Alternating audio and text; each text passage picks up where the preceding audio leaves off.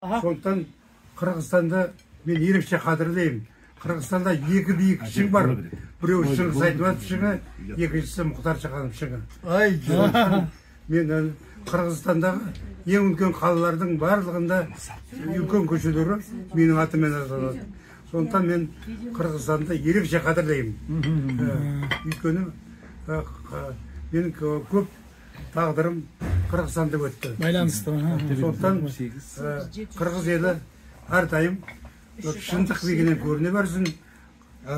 Ондай ылғи сол тазалық бегінен, шындық бегінен бой көрсете берсін. Әумин. Чемпион мира.